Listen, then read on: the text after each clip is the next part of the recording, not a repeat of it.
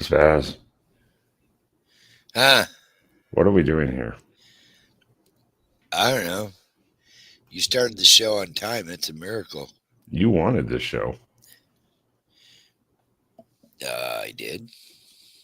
Yeah, yes. And, Fuck it. Roll the intro. all right.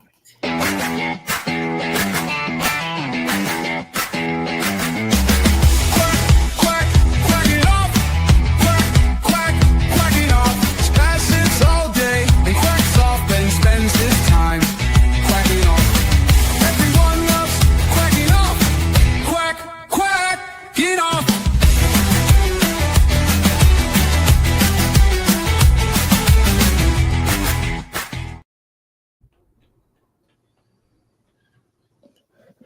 What is going on, everyone?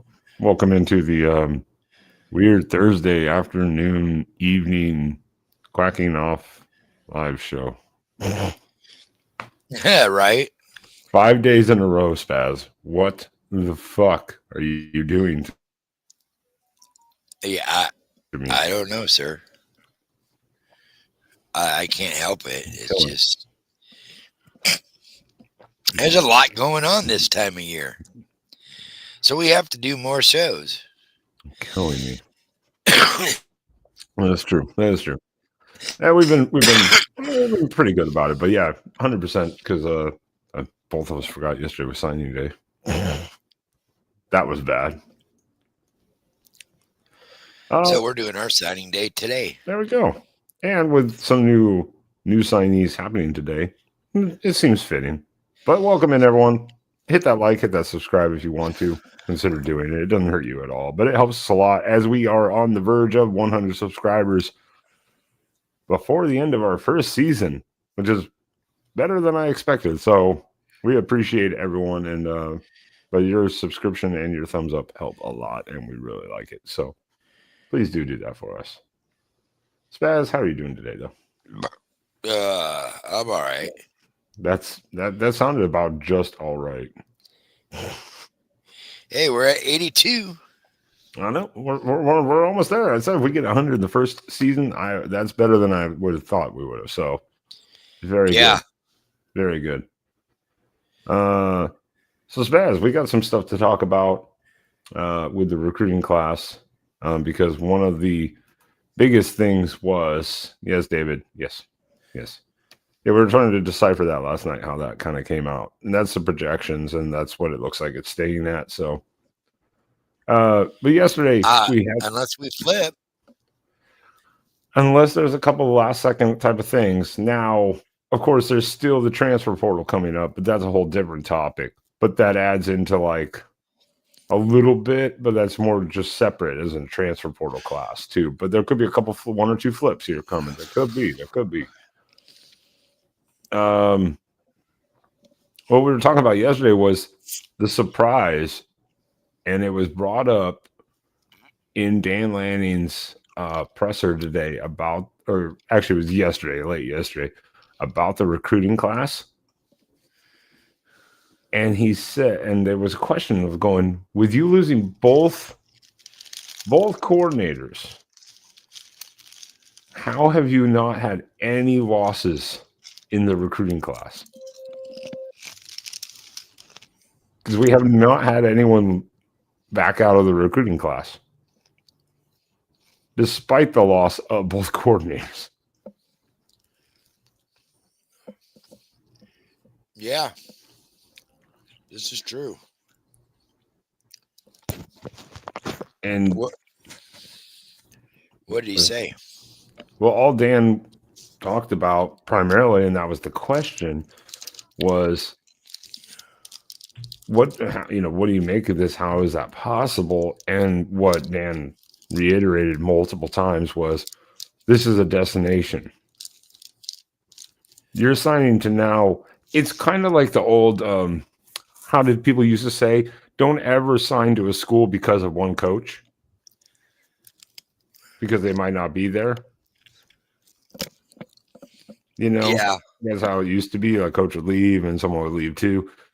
With Dan, he said, we're very upfront about what we're doing, how things are going to be, the same as like how his coaches go there to be coordinators or assistants, then coordinators, and move on to bigger, better things. That's their goal. So it's all open communication. So when a recruit commits to Oregon, yeah, Dan might be there, but they don't know about the other coordinators. But they're recruiting to go to Oregon. Exactly. Not the coach necessarily. Or they have the trust in someone like Dan that is not going to go anywhere. He's been very clear he's not going anywhere. But no one's bullshitting the recruits. And that's the important thing. That's what makes them comfortable with going no matter what. Yeah. He's not going anywhere. So therefore, his system isn't moving. And therefore, that means that you're not losing anything, really. Yeah, and they put the trust that he's already built off the success that he's already shown in 4 years. And like they just asked too during that whole presser he did about what does it say this year with having so many of the young guys taking main roles? You know, all he reiterated the same thing. If you're good enough, you're old enough. So this next coming in class, he said there could be a few that work hard and show themselves, and they could take a spot. Yeah, it's bound to happen. Definitely one or two. I would definitely say maybe 3 or 4 even. Shit.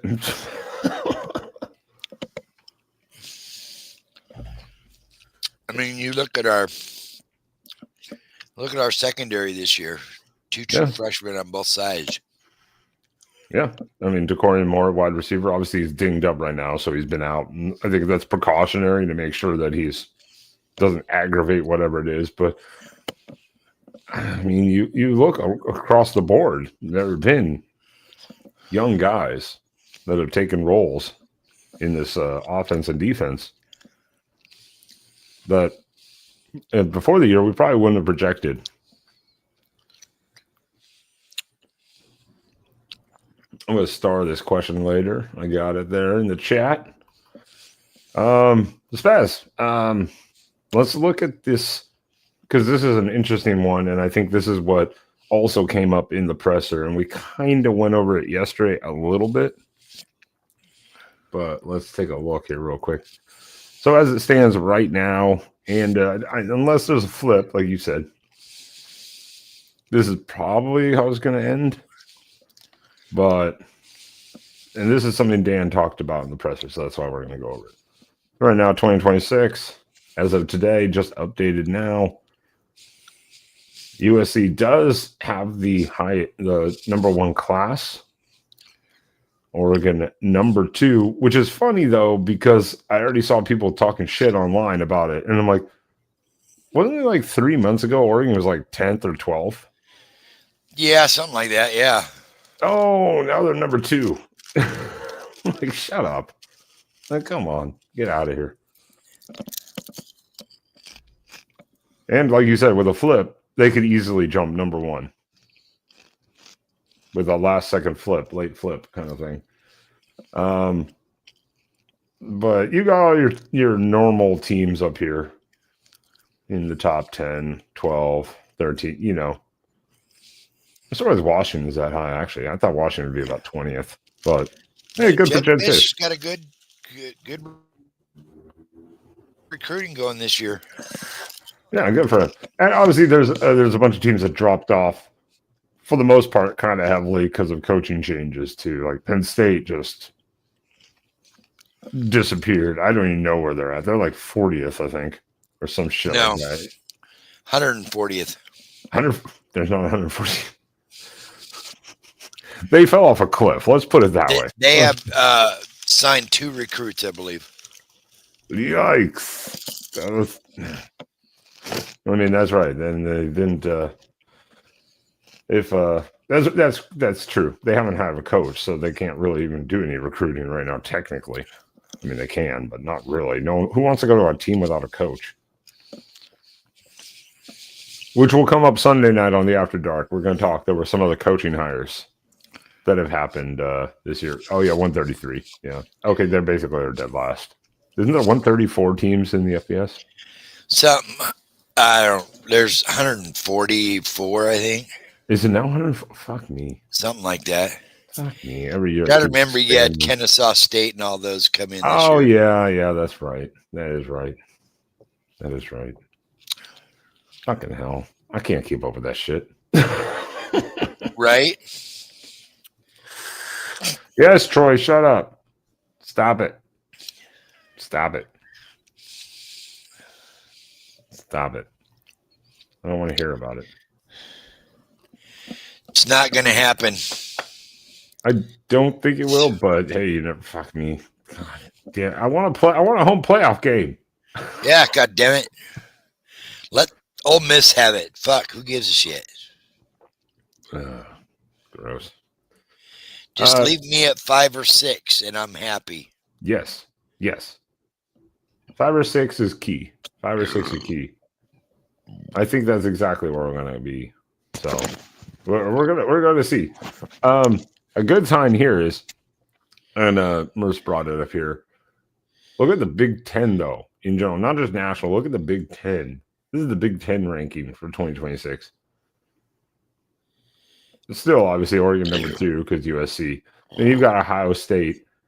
Then you start having even Michigan solid. Then you have a substantial drop off if you look at the overall point rankings, which of course, point rankings don't mean necessarily anything. Relax, people. 3 stars could be just as good if they're developed correctly as 5, and then Penn State. 2 commit. Oh my fuck! Holy shit! UCLA has more commits than Penn State. That is so bad. But what Merce said is absolutely correct. The average is more important than the total. 100%. Yes. Because if you look at the total, yeah, USC, good job. You have 14 more commits than Oregon. And only up a total of about 5 points on recruiting points total. But Oregon's average per player is higher than yours. So, yay. We signed a bunch of 3 stars that will probably never even see the field. Good job, USC. Whatever makes you feel better about yourself.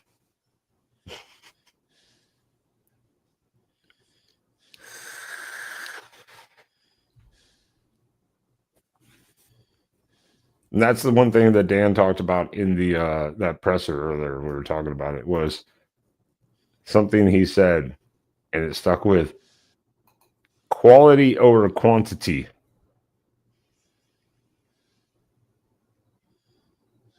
$21 commits is still a decent class. What is like the average recruiting class, Spaz, that teams bring in a year? Like 25?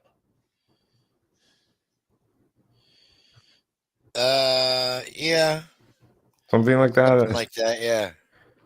I mean, I couldn't tell you. I guess it depends on needs, of course, and how much you want to get. But if you have 21 commits, which is less than USC and Ohio State, and your average is better than theirs, that says you went for quality, not quantity. Yeah, 22 to 25. That's why I was like, something like that. Mercer's saying 22 to 25. That's why I was like, something like that. So USC getting 35 is ridiculous. But they've also lost a lot of guys last year. Their roster guy got self-purged last year.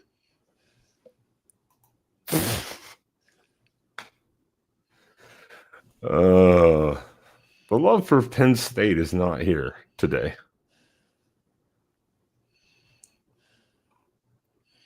No, it's not. Penn State gets what they deserve. They should have never fired James Franklin. That was stupid. Yeah, roster limits too. Yeah. Every year I have to dive into the changes in the recruiting and the roster stuff. Like every year now, it's like,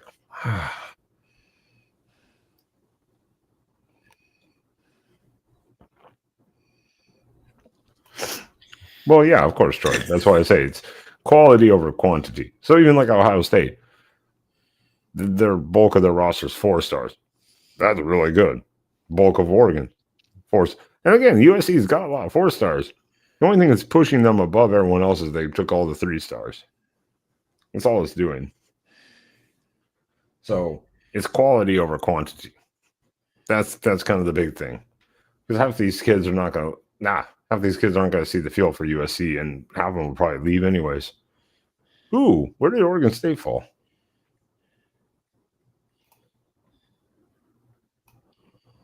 Can I scroll far enough to find Oregon State?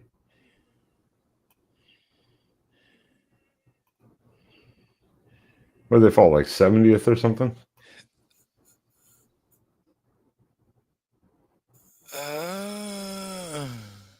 I'm scrolling. Sorry, I saw Oklahoma State and I just want to see where they were at. Oh, God. We're at 100 already. Okay, someone's pulling my leg. Oh, there they are. Fuck me. Fuck me. David, I thought you were being positive. I thought you were being 123rd. Fucking hell. Fuck. I mean, they're not last, so I mean that's something. Missouri State's above them, though. You ever thought you'd see the day spaz? What's that? That Missouri State would out recruit Oregon State? Yeah, right. Or Oregon State out recruit Penn State, as is noted. That's brutal. That is absolutely brutal. I thought they were going to be like 70th maybe or something. I'd be like, you know what? Actually, that's not bad. 123rd, fuck.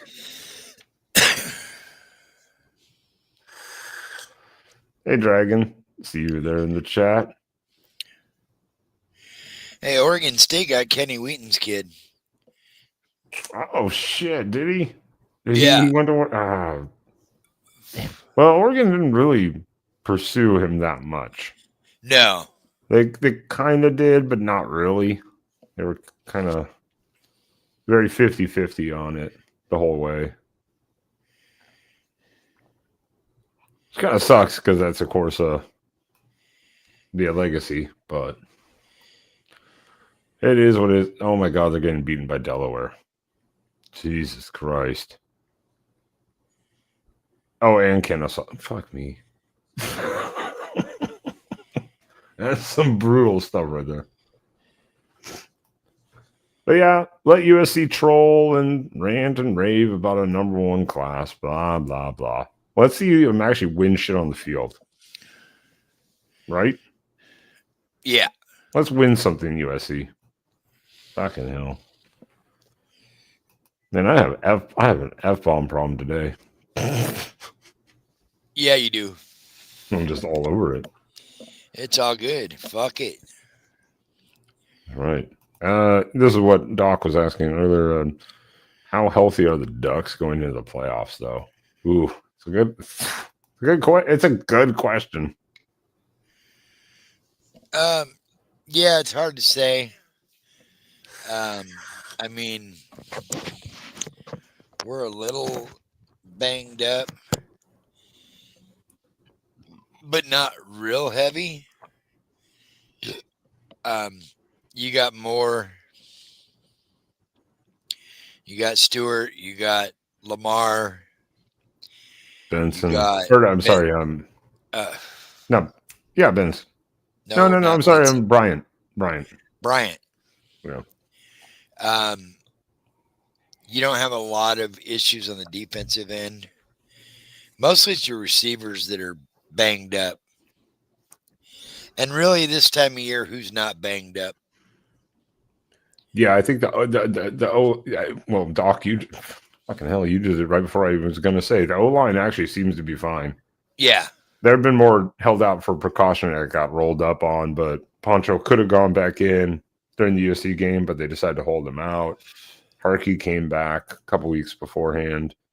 So the O-line actually seems pretty, for the most part, fairly good.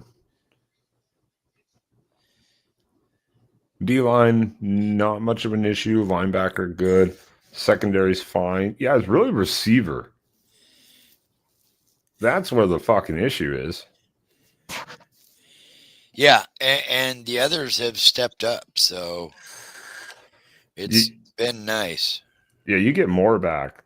If McClellan keeps playing the way he is, and you have more back, I think it'll be fine, because even when Sadiq had a bad game, Johnson had a great game at tight end. Yeah. Sadiq's fine, but Johnson stepped in when he's had a bad game, so Johnson's been doing great. Johnson's a big boy. He reminds me of who was the shit? What was the backup tight end in 2010? Was it Davis? I think so. I think his name was Davis. They're both like the same size. They're both like 6'5", 6'6", 250. Like they are big boys at tight end. He's done really good. He runs some decent little routes, drag routes, kind of underneath stuff a lot, but he can get up down the field, and he blocks well. So tight end's been really good too. So yeah, I think it's really the receiving room that is the main concern. But now you get a week off,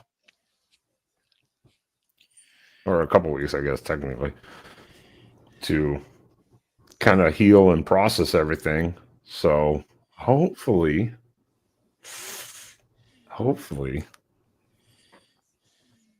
we can come back with a maybe not 100% receiver core, but if you add one or two pieces back, I think we'll be in good shape. Maybe a month? No. If we're playing in a month, that means we got to buy somehow. Fuck. Yeah. I don't know if I can handle that type of break mid-season. And I think it is good. I think it's crucial for a team to continue to play. Like get a week off, 2 weeks, whatever, fine. But not 3 or 4 weeks. Otherwise, everyone has to have 3 or 4 weeks off, so everyone can be rusty. Because teams are rusty. You've lost that momentum. 32, yeah. Yeah, that's the point. I mean, that's what used to happen with the bowl games like that was, everyone would be off the same amount of time. Or maybe 1 week more or 1 week less, depending on if they played in the title game, their conference championship game. Like say the Rose Bowl, for instance. Now it's like you get that bye at the Rose Bowl, you're off for this much time. And then maybe not even playing a conference style game, potentially. Then you're off a lot longer. It's like, I don't know. And the other teams are playing, so they're keeping updated. Yeah.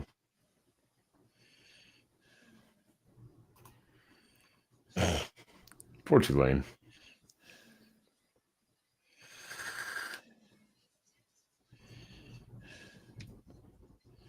Ooh. That's not a bad idea. What do you think about that, Spaz? Get a free scrimmage. Like have the team do like a pre-warm-up scrimmage like a week beforehand or something. Yeah, that'd be interesting. Kind of like a spring game, a light spring game, so to say. And just kind of warm up or whatever. I'm sure they would say, well, we don't want that because we don't want it to be televised, so we don't want to run plays or whatever. But at this point, most of your playbook's out there anyways. You still got some stuff you've held on to. I know some people say that's not true or not a thing, but I do think that they're yeah, Troy, that's kind of the reason probably they don't want to do that, because if someone got hurt in that scrimmage, like a key player, Oh, hell would break loose.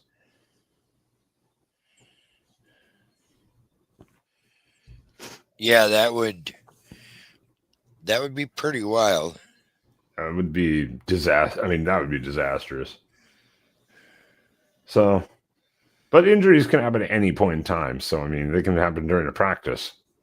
So, but I guess a scrimmage, they may be putting more exertion out. Not a bad idea though. I mean, not a bad idea at all. Especially in the holiday season, like you say, do a food drive kind of thing. Not a bad idea. Not a bad idea though. Ooh, that would actually, I would watch this bowl game. Miami USC. Yeah, that'd be an interesting bowl. Battle of the Has-Beens.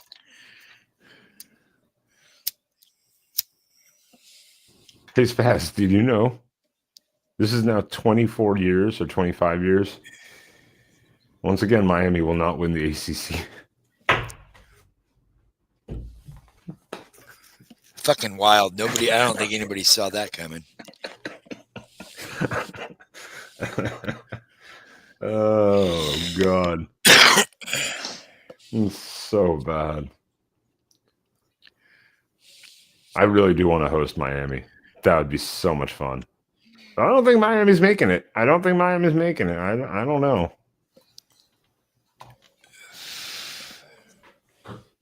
On a scale of 1 to 10, if you had to say 10 being the most positive, 1 being the most negative, do you think Miami's making the playoffs, Spaz? What's your confidence level? Do I think Miami's making it? Yeah, 1 to 10. I think 7. Ooh, you're actually very. I was going to say about 5. Troy thinks 3. So does Doc. I was going to say a 5. Oh, Merce is even worse. They're at 2. I was going to say about 5. I was very 50-50 because they're right on that brink. They need a couple good breaks. But I would love to host Miami. Merce wants Bama too. That would be fun. But I don't know if we're gonna. Yeah. If it went right, yeah, we could host Bama. Oh, the sweet revenge game against DeBoer.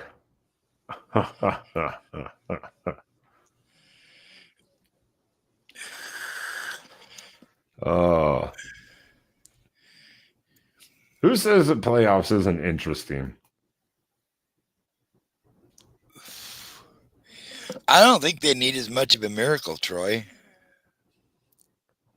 It's interesting. They're right on that bubble. They're in there, but I think they need a couple things to happen perfectly for them. If BYU loses in the same fashion they did to Texas Tech before, and Georgia beats Bama, I think Miami's in. Yeah, I think their biggest thing is they need Bama to beat Georgia. Well, no, Georgia needs to beat Bama. That will help Miami.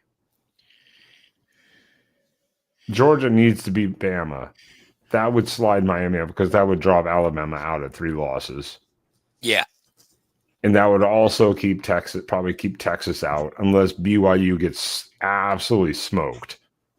Then Texas might slide up, but they still have 3 losses too. You're in a very messy. Whoever's 12 or let's put it this way: whoever's 12 and 13, one fan base is going to be extremely happy. The other is going to be extremely pissed. Yeah. Are they 12th? Yeah, Miami's 12th right now. Yes. Oh well, yeah. You're right here. Duke win would also help. That's right. We have to remember Virginia at 17. Yeah.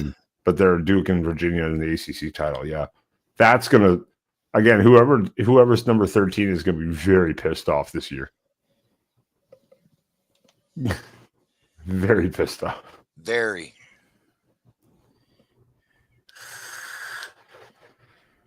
So I'd be happy. Then again, too, we could host Notre Dame potentially. That would be fun. That would be fun because Notre Dame's just kind of sitting there at 10. They're sitting idle there at 10. I don't think they're going to drop them out. I think at worst, Notre Dame ends up like 11. I don't think Notre Dame's going anywhere. They could even slide up to 9, depending on the Georgia-Alabama. So I don't think they're going anywhere.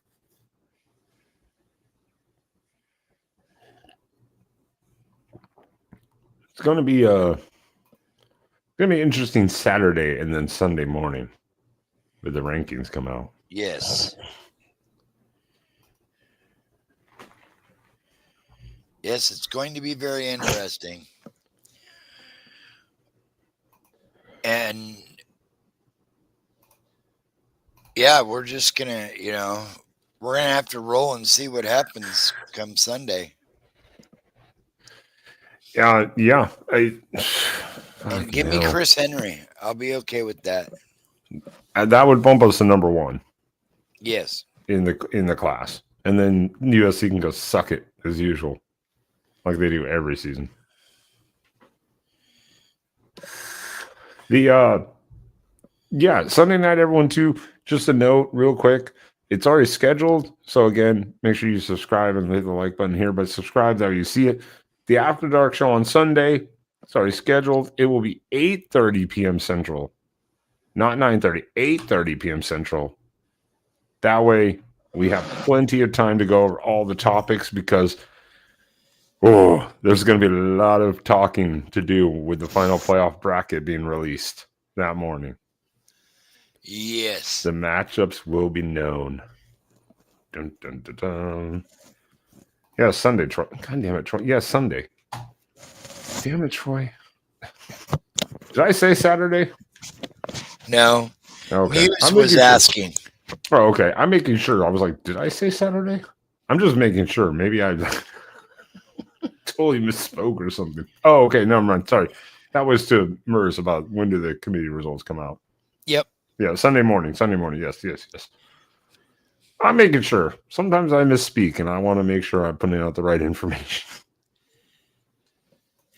So, yeah, tune in Shut Sunday, up, Troy. everybody. Shut up, Troy.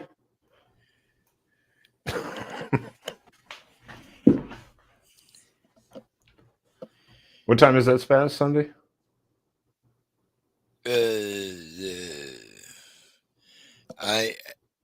It's usually at like 9 or 10 in the morning, my time. No, the After Dark show. Oh, 8:30. Don't watch ESPN. Just tune into our channel. That's all you have to do. You don't need to watch ESPN. 6:30 Pacific, 8:30 Central, 9:30 Eastern. An hour earlier than we normally go on. You're on top of it. Because hopefully we're going to get a bunch of people in to rant and rave about their matchups, having to travel on the road, or if they got left out. Who's going to the Pop-Tart Bowl this year? We'll find out Sunday. I'll be working, so I have to do a bunch of research after I get back from work. No pressure on my end. All right. Well, all I can say is number 2 class right now in the 2026 recruiting cycle after signing day. Not going to complain with that. No. Once again, just building the depth. That's right. So we can take over the Big Ten once again.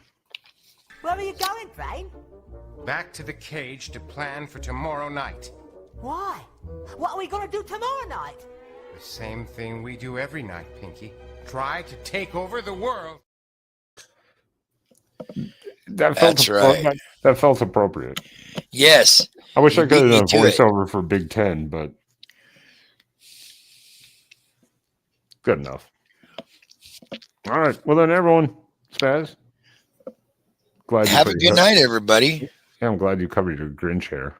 We'll see you all Sunday. That's right. Sunday night, After Dark show.